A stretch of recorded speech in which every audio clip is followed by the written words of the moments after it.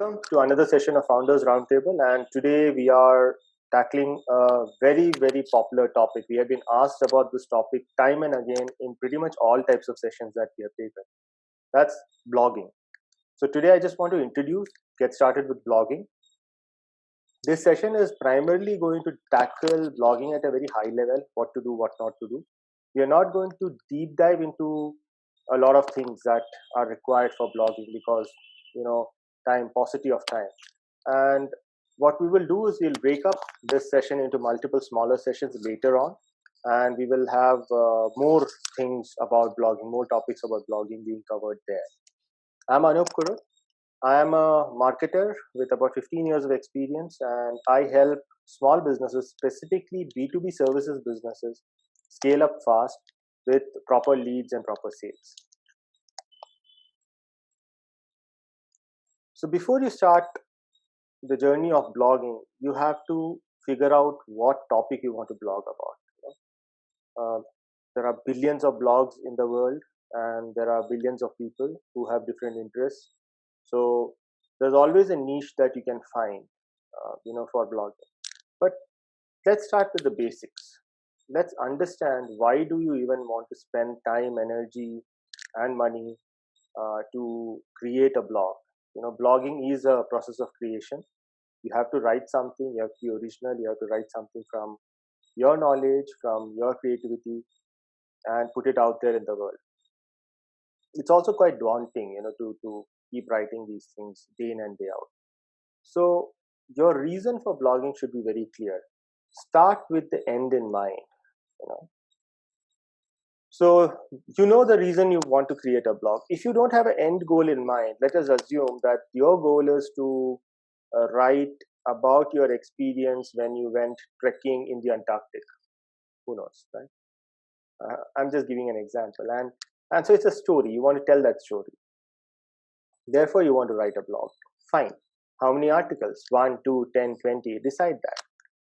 You are running a business. Let's say you are running a business where you do recruitment for BPOs or KPOs, knowledge processing organizations. And you want to write a blog because you want to tell the world how different your business is. So decide what is the goal of the blog. You're going to tell the world this, and the blog is going to attract somebody, or are you going to use a blog to nurture the already existing customers by sending them some snippets every week? What is the reason you want to write a blog? So be very clear about it. The second thing you want to do before this, all this is before you start writing a single word. Preparation is important, right? So this is the second thing you want to do. You want to select your niche. It's called niche. It's called niche. I don't know. I mean, American British pronunciations, I guess. So what you have to do is you have to find a gap. What do you mean by find a gap? Gap in the market where people are seeking answers and they are not getting enough answers. This could mean, sometimes it could mean a broad topic, sometimes it could mean a very narrow topic. For example, so if your topic is marketing, that's a very bad topic. If there is a Wikipedia entry against your topic, then that is not a good topic. So marketing is too big a topic, as I said, right? What happens is when you pick a topic like marketing, there are plenty of articles out there, including Wikipedia, including big, news media houses, Bloomberg and Entrepreneur.com and Inc.com and all those guys. So what happens is, even if you write something, you will not be found on Google. And most people go to Google to search something. They don't, unless they know about your particular website, they will not come to your website. So they are searching on Google for whatever you have written. And if they can't find you on Google, then they are not going to come to your website or blog or whatever that is. Therefore, you have to start with publishing in mind. You have to start with this concept in mind that people are going to search in Google and you have to be found on Google. Therefore, what you write should be for a particular target audience. Do not say that anybody interested in marketing is my target audience. That's a very bad way to define an audience. It's better to define an audience by the problem they face. I can give you an example: home gardening, right? Or indoor gardening in small homes. So people who do indoor gardening in small homes usually have plants that are require low sunlight. right? So maybe you can start looking at that market, indoor home gardens. It's a very niche thing. There are very few people in the sense few compared to marketing, but I'm sure there are millions of people who do that. And even such a topic will have a lot of readers. So if you can write to solve problems of that particular readership, then you have an audience who's interested in what you want to write. So for example, this is one niche, succulents. I did not even know what is a succulent actually, till I heard about this website, and I read this about a year and a half ago about these people. So it's a team of two women who started this website called Succulents and Sunshine. And succulents are these type of plants which are very thick leaf, basically store a lot of water. So they're indoor plants, and they need a lot of care. They started writing about this. They started selling some pots and some fertilizers and you know soil and plant stems, etc. through the website. They they earn a good amount of money through these websites, and the reason they earn a good amount of money is because they have found a niche where people are searching for answers and not enough answers are available. Therefore, they are able to capture that audience and give them sufficient information. Of course, if you are running a business, you may not have the luxury of selecting a topic like this. You may have to live with the topic or with the business topic that you have, but that is fine. Even that is fine. You can still figure out a smaller problem set within your business or the clients you cater to, and try to focus on that problem set. So you will start getting known as problem solvers for that particular problem. Um, I can give you a few examples, right? There is a company based out of US, and these people they are in the website design domain. But what they do is they only design something called as a landing page. They're experts at landing page, and typically landing pages are used by marketing people to promote new services or new products. Landing page creation is painful. There are a lot of tools, drag and drop and whatnot, but still it takes time. It can take anywhere between 3 to 4 hours to create a landing page if you have all the information available with you. But if you have to start from scratch and write the information, write everything, it may take up to 3 4 days to get one landing page prepared. So what these people are doing is they promise a landing page in one day. They will charge you $100 or something like that. They will write the content, they will design the page, they will create the page with the form, everything embedded, and send it to you. That's it. You use the page multiple times or 10 times or one time, doesn't matter. But you now have a landing page which you can use within a day. So they are saving a lot of time. So as a business, they only focus on landing page. So that's a problem statement they have found, and for the marketing crowd that they solve. It's a niche, right? Now, if they start writing a lot of content, they'll start writing content about landing page, the problems, why it takes time, etc., which attracts the audience who is looking for fast landing pages. Right. Moving on.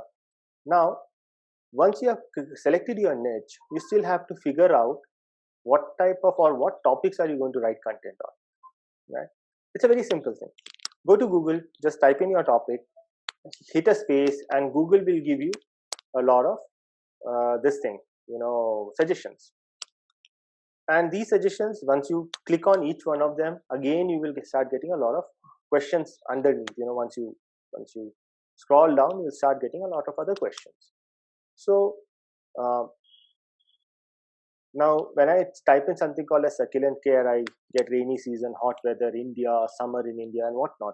Some are location specific, some are general, some are instructions printable. They want to do know how.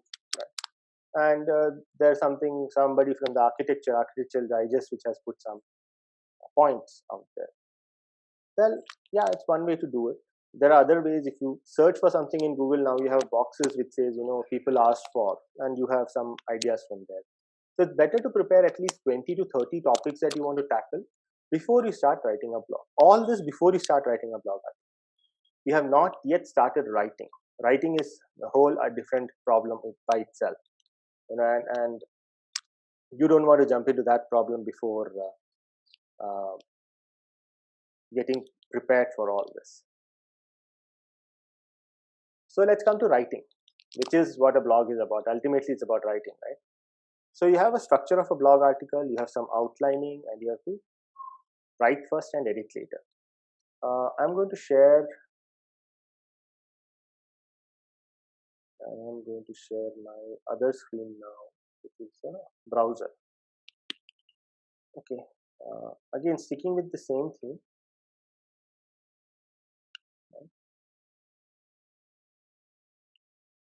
Let us see. Now, I said there are Quora.com and then there is Reddit.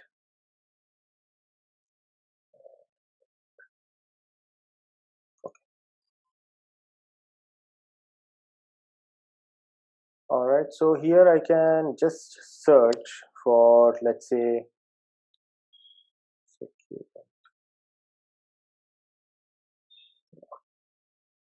nobody's. Succulent gardens is there. Plants, succulent and cacti and succulent plants. So I just go to the topic and see if people are asking any questions and if I can answer any questions, for example. Should I mix humus? So these are specific questions if you see, right? These are very specific questions. Now, one thing to be aware of, Quora is open to Google. So Google indexes everything in Quora. So if you copy and paste questions and answers from here directly, you may get penalized. Don't do that. Don't copy others' content and paste it. Plagiarism is frowned upon. If you copy others' content and paste it, you will get penalized by Google. Basically, your content will not show up. I don't know if succulent will show up here. Reddit is more of a techie oriented. Let's say, it's there. Okay. Now, succulent plants. Okay, it is a closed community. So somebody is saying arrangement. So if you have to, if again, Reddit is, it's a mixture. It's not necessarily a direct question answers kind of site. There is a lot of discussion that happens here. So be careful when what you're looking at. Okay, somebody is saying, it's the plant is not able to support itself. Very cute picture here. So, and then there will be some random discussions happening. But what you have to see is, there will be some gems here.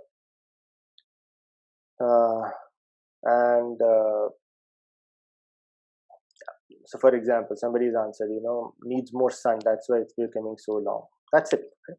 So this is an answer for a particular question. So maybe this is the starting point and you start writing your article here. And then you say, okay, well, how does sunshine affect the length, breadth, the strength of the plant, etc. And you write an article about sunshine and succulents and how it actually affects the plant. Right? Very simple. So what you have to do is when you're trying to search for topics, this is the way to search for topics. Cool. Okay. Now let us look at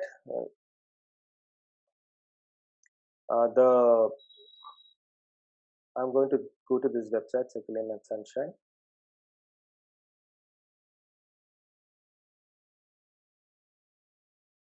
Right. Now let me just show you the structure of a blog article first. So there's a heading. So this is the title, right, which you write. Now, if you see how to care for succulents indoor, right?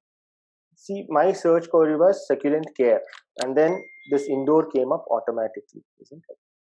So my query was succulent care. This indoor came up automatically. Now, when I scroll down, so there is an introduction.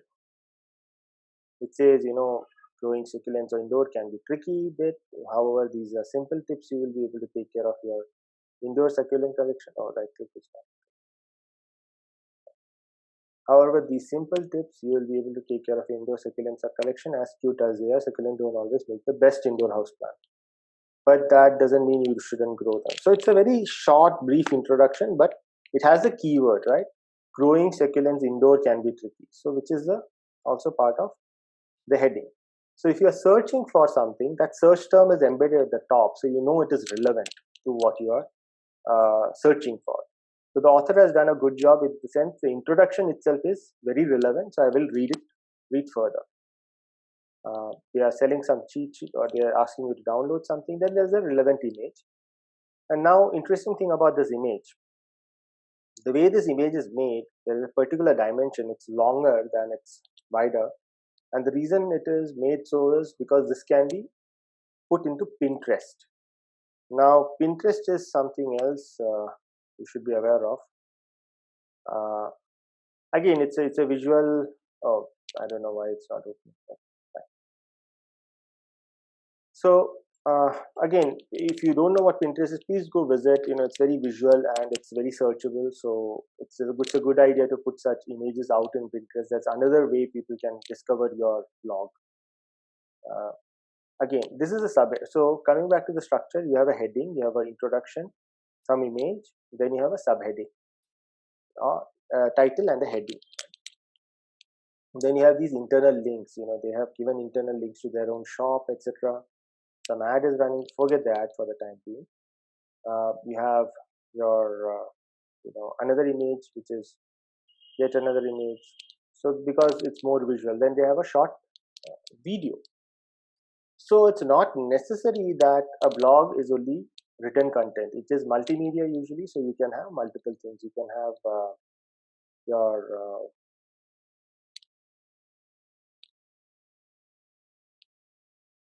I hope everybody is able to see this. Right? So again, another video, and then so if a person comes to your blog, they may not want to read. By putting out a video, a 2-minute video, you convey what you want to tell them, and they are happy and they will visit it again, right? But at the same time, Google needs to see that you have written something, so you're writing the article so that Google and other search engines can catalog it. So the way it is broken down is they have written a headline and they have written an introduction, then they are going about explaining it in headings. So most people today don't read. We don't have time. So what they will do is, oh, how to take care of succulents for indoors? Okay, yada yada. Oh, start with the right succulents. Okay, they will skip to this headline, then they will skip to the next headline. As much light as possible. Okay, that is interesting. Then water more but less frequently. Okay, avoid glass containers. Okay, bugs. Something about bugs, and have fun. That's it. So I quickly scanned it, and I don't want to read everything. I'm just interested in this part. Okay, if you are healthy practices for succulent as indoor houses, and there's something about bugs. So I just want to focus on this part, read and get out of here, right? So that's how people read. They skim. They don't read. They just skim. They skim the headlines. So it's very important. Your article is not a very big blob of text. It has to be broken down in a logical manner. There has to be headings so that people who don't have time still get a gist of what the article contains. And if they are interested, they will stop and read it. If you can put a small video around it, great. People who don't have any time want to run away, 1 minute, 2-minute video, they will happily watch it on the phone and move away. One more thing you have to be very, very cautious about. Out of the 100 people who come to your website, 80 of them will come on mobile phone. So they will read your content on a mobile phone. Therefore, they will do this. They will scroll, and scroll is very easy than using a mouse on the desktop. So when they scroll, they are just going to stop at these headings and quickly read and move on. So if your content is a big blob of text, chances are they will not read it at all. And it's very easy to watch a video on mobile than try to read the tiny content. So videos make a lot of sense if people are reading maximum on mobile. So this is about the structure, outlining. One more thing you have to notice is when you are, this is the end product. This is the end product of a blog article, right? Now, when you start writing, you don't think of heading and all these things. First thing, write. Don't worry about how it will come out when you publish it. how the end product will look. So when you're writing, write. When you're doing the research first, before you write, do the research, get your material in, put some outlines. So the way I do it is, I get some material. I know, okay, these are the broad topics. So I put the broad topics down on a piece of paper. It could be online, offline, however you want to write. That's not a problem. I would prefer it to be electronic because I can copy paste it easily. If I write on a piece of paper, then I have to type it all over again, obviously. So by putting things electronically, by putting the outline, these are the topics that I want to cover, and then I start writing. I will just write. I will not edit. I will not bother about whether it is right, wrong, grammatically correct, not, etc. That's not a concern right now. First write. Once you have written everything, then go about editing it. And when you want to edit, first thing you have to do is the structure. The headlines are proper or not. Second, you have to do is how difficult or easy is it to teach. And I use this app called Hemingway app. There's another one called Grammarly.com, which is you have to purchase. Oh,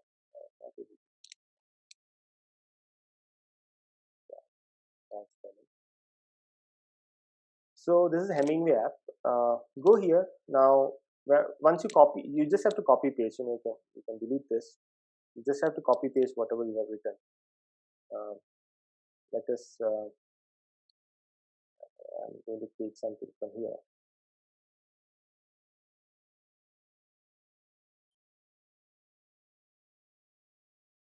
Okay.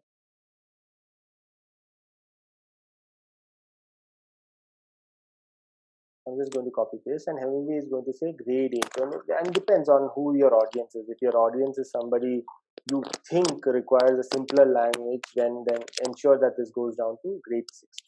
In India, I would say most articles should be between grade 6 to 8, because our level of understanding of English, and we don't converse in English a lot, right? It's our mother tongue that we use.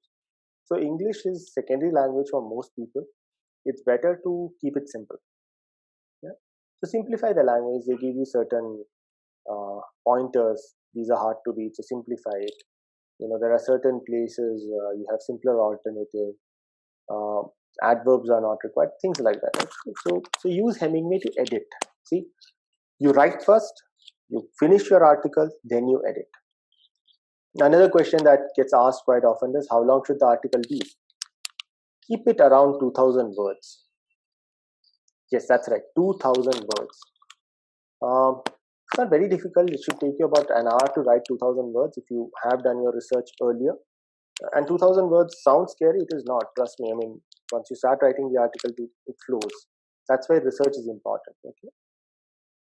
So, 2000 word is minimum. That is, if you are trying to answer such questions, question answer type thing, 2000 words. If you're trying to write about topic, taking care of succulents, for example. Let's just go here and we'll see some articles. Then that should be about 3,500 words. And if you are talking about succulents, a very, very broad topic, then that should be about 5,000 to 7,000 words. So the narrower the topic, the less you have to write. The broader the topic, the more you have to write, because there's so much content to cover there. So it's better to start narrow. So start narrow, start with question answer type topics. Try writing maybe 30 of them before you start jumping into broader topics. So, for example, how to water succulent plants. Right? So this is not a short topic. Should have a lot of content. Yeah. It is a very, very long article. So they have written it well. So again, I mean, this is the way. I mean, so you have to be careful how long the article is and how much content you put in, etc. Now this starts sounding like clinical, very clinical, right? I mean, what about creativity?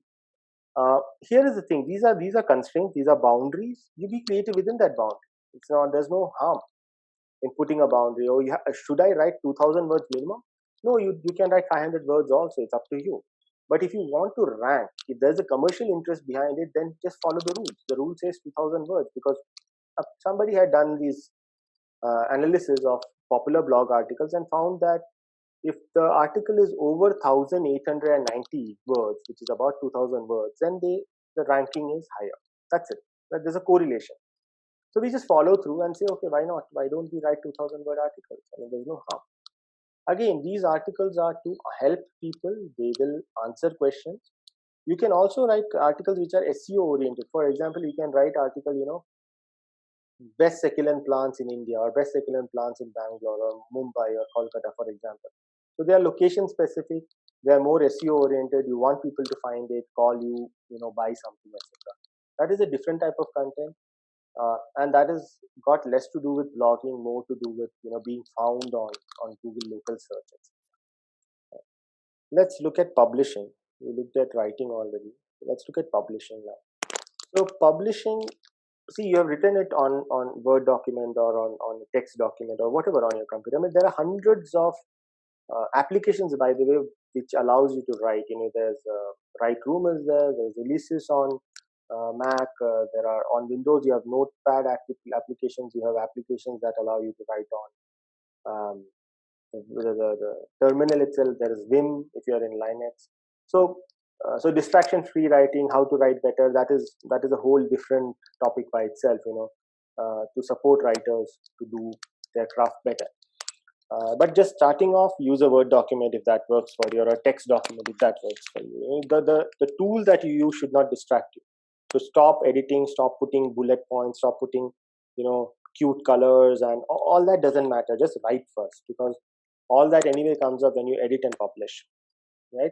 And again, while you're editing, you're not trying to put bold and increase the width of or the size of the font size and all. Don't worry about all that. Editing is also editing. Just do it in plain text. Once you're done editing, when you publish, that's where you have to take care of the heading, size, font, it looking good, spacing, etc. Right. I already covered readability, I guess.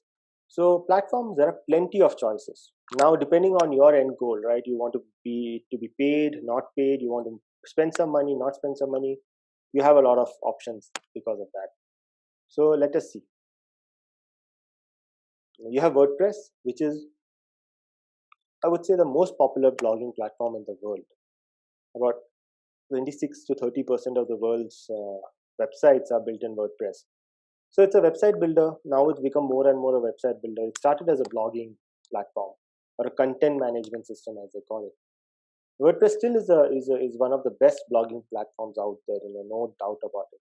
And there are a lot of tutorials and tools available that will help you rank, SEO ranking, and all that is available for WordPress. Wix is coming up there. Wix is also, it's a paid platform. Now, WordPress is a free platform, but by the time you host it and develop it and all that, you do pay money for it. Wix is self-hosted, it's all paid, so you don't have to worry about the technical aspects like you do in WordPress. Wix is built primarily for websites.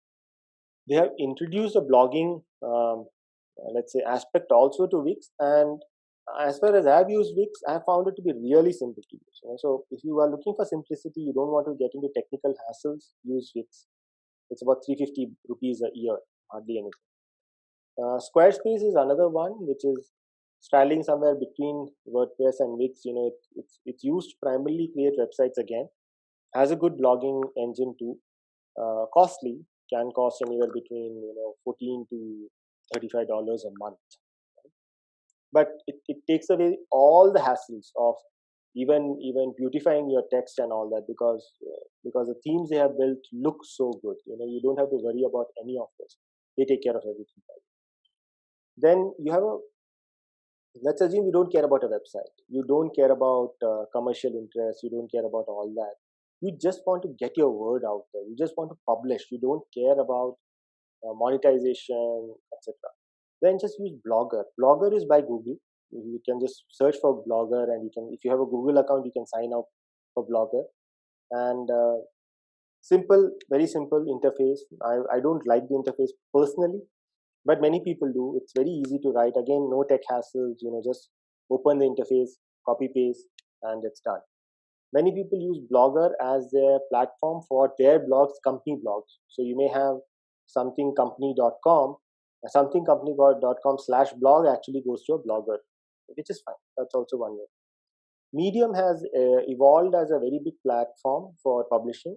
Now, Medium is more like an online magazine that anybody can put an article on. If you want to read on Medium now, you have to pay. After 5 or 6 articles, you have to pay something like $5 a month. So the writers actually get paid if their articles become popular. If you are part of that uh, plan they have for writers, then you get paid for it. So Medium is a good place if you want to be creative, if you want to just put your thoughts out there and get paid for it, then Medium is a good place to be. Another one is Ghost, which has come out over past 8 years. I think it started as an experiment in writing content. It's a blogging platform purely built for blogging and content management. They have a hosted version, a self-hosted version. So if you have some technical chops, you can download their open source this code, and you can host it yourself, or you can pay them to host it for you. So these are platform, and there are hundreds of others which I have not mentioned, but each differing in complexity. See, these are some of the popular platforms that I can talk about. The top line is all website creators with blogging included. The bottom one, all are created for blogging and article writing.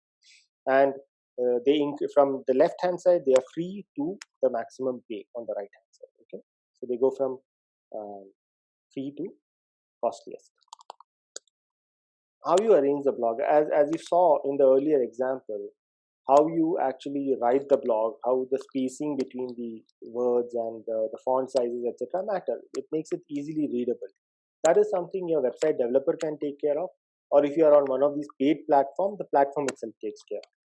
And again, multimedia is nothing but embedding images, embedding flowcharts, embedding video, whatever is required to explain what you are trying to explain better. That's simple, right?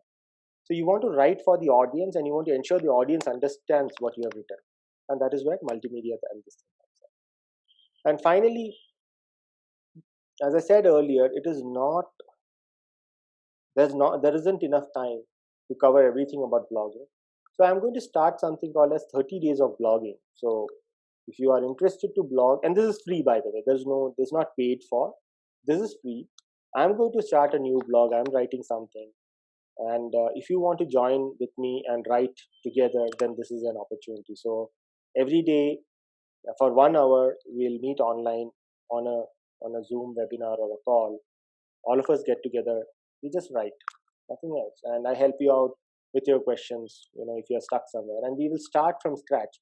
We will start from figuring out who's the audience, what is the topic, what is the area, what is the niche we want to get into, and how to create a topic list, content list, and start writing.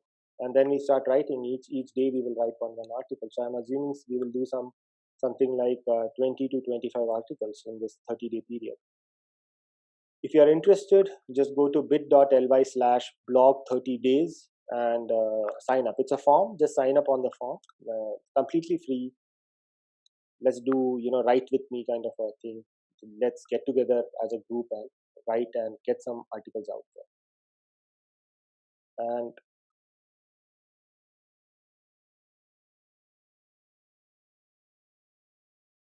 thank you very much. So that was my presentation on blogging, getting started with blogging. And if you have any questions, I can take that now.